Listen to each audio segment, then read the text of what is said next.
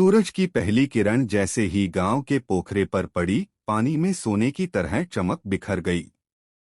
मुर्गे की बांग और गायों की घंटियों की आवाज ने सुबह का ऐलान कर दिया। खेतों की मेड़ों पर ओस की बूंदें मोती जैसी चमक रही थीं। राम सिंह, जो गांव का सीधा सादा किसान था, हल्की खादी की धोती और बनियान पहने अपने घर के आंगन में बैठे हुक्का गुड़गुड़ा रहे थे। उनकी पत्नी गीता रसोई में सुबह का नाश्ता बना रही थी। आज का दिन खास था क्योंकि उनके घर में मेहमान आने वाले थे। शहर से उनका बड़ा बेटा सुरेश अपनी पत्नी और बच्चों के साथ गांव आ रहा था और मेहमानों के स्वागत का सबसे खास पकवान तय हुआ था, देसी मटन। भाग 2, मटन की तैयारी का ऐलान। गांव में मटन बनाना कोई आम बात नहीं थी। यह तो एक त्योहार जैसा माहौल होता था। देसी बकरे की खुशबू, देसी मसालों की चटपटी महक और मिट्टी के चूल्हे पर पकते खाने की आवाज, सब कुछ मिलकर ऐसा लगता मानो पूरा गांव ही दावत में शामिल हो।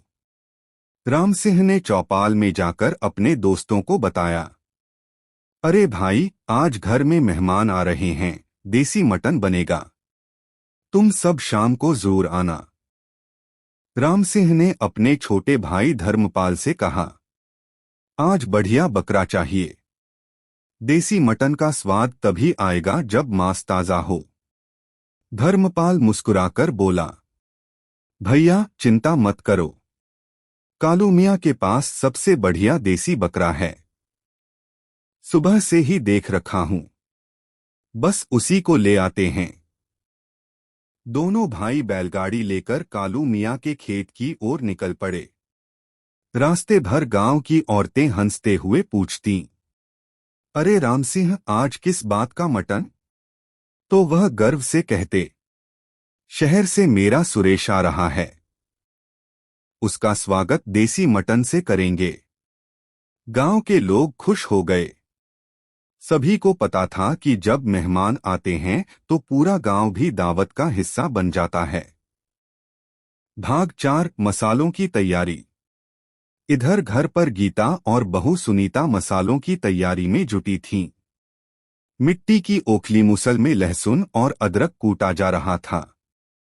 सूखी लाल मिर्चें तवे पर सेंकी जा रही थीं। धनिया, जीरा, काली मिर्च सब भूनकर सिलबट्टे पर पीसे जा रहे थे। गीता ने बहू से कहा, बिटिया, शहर में शायद मिक्सी में सब कर लेते हो, पर गांव का असली स्वाद तो हाथ से पीसे मसाले में ही आता है। जब यह खुशबू पकते मटन में मिलेगी तो खाने वाले उंगलियां चाटते रह जाएंगे। सुनीता हंस दी, सही कहती हो मान जी, सच में इस देसी तरीके का तो कोई मुकाबला नहीं। भाग 5, गांव में चहल पहल। शाम ढलने से पहले ही पूरा गांव चहल पहल से भर गया। बच्चे आंगन में दौड़ते भागते, औरतें काम में हाथ बंटाती और मर्द हुक्का गुड़गुड़ाते हुए बातें करते। किसी ने कहा, राम सिंह के घर जब भी मटन बनता है पूरा गांव त्योहार मनाता है। वहीं राम सिंह हंसते हुए बोले, अरे भाई, मेहमान हमारा पर खुशी सबकी, पेट सबका भरना चाहिए। भाग 6, मटन पकने की शुरुआत।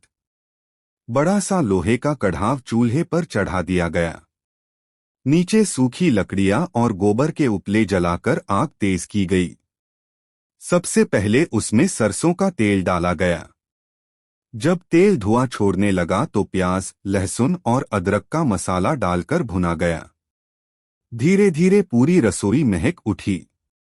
जब देसी मसालों में मटन डाला गया तो चटकने और सिजलाने की आवाज ने सबको खींच लिया। बच्चे दौड़कर बोले, चाचा, बस अब तो भूख से पेट में चूहे कूद रहे हैं। राम सिंह हंसकर बोले, सब्र रखो बच्चों, असली स्वाद इंतजार में है।